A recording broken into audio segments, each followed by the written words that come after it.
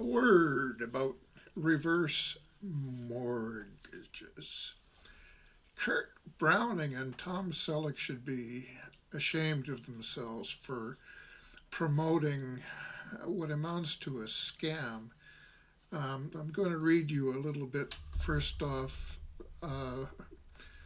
Something said by Consumer Reports on the subject. Don't be suckered into buying a reverse mortgage. Advertisements make them sound tempting, but reverse mortgages can put your retirement at risk. Now, I'm going to post a link to what they have to say on the subject, and I'm going to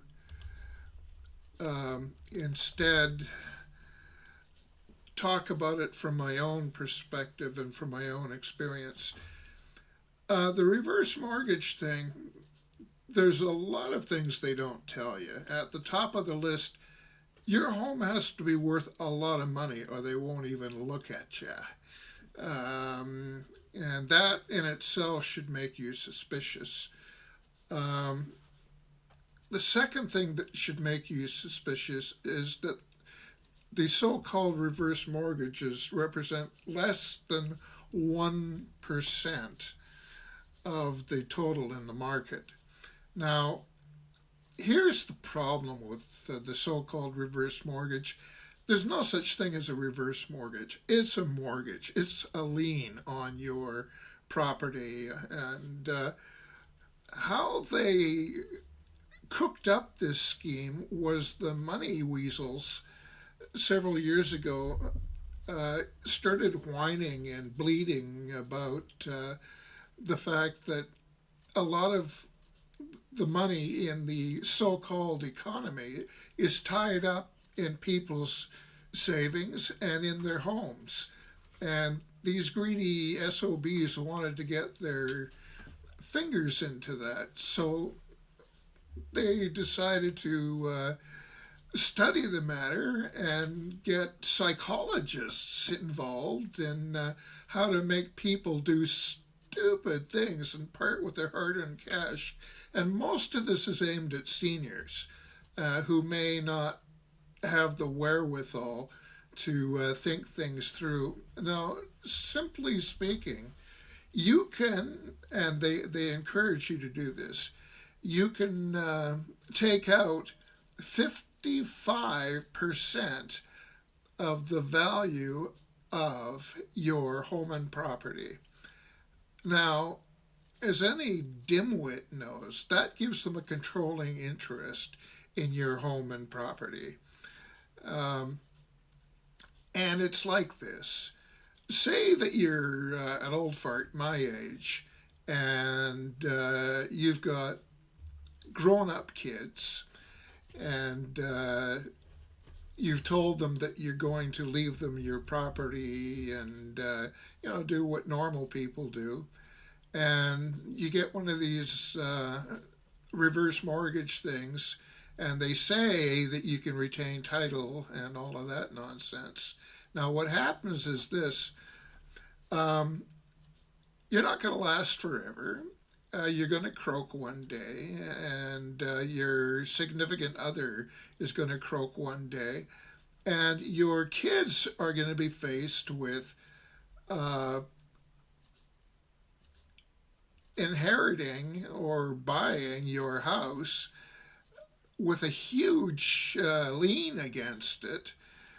And I won't get into the really ugly stuff like inflated gouging against your title. The really ugly part is that put yourself in your kids' shoes.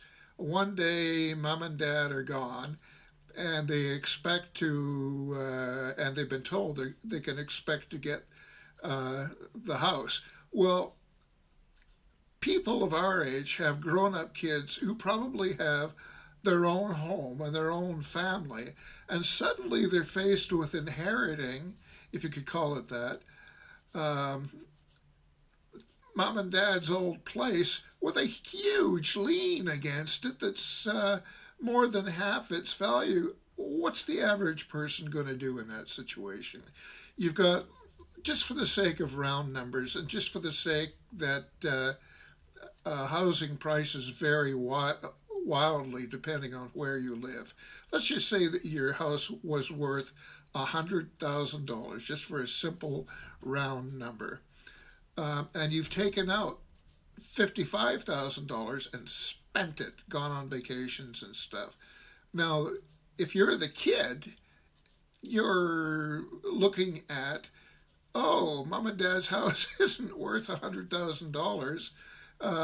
They've taken $55,000 out of it, and now there's this lien of more than half the value of the place, plus all the expenses they Weasley didn't inform you very well about. You really had to had your wits about you if you want to find out all the negative side of this thing.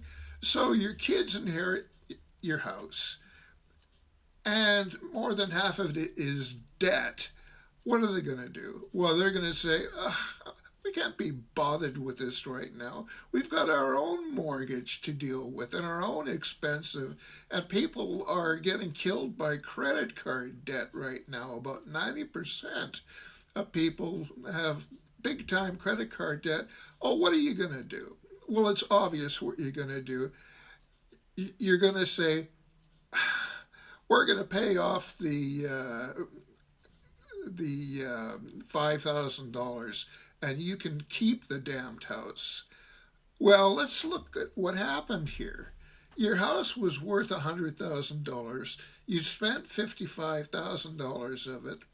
Your kids are going to tell them to go to grass and keep it. That means that you've been suckered out of $45,000.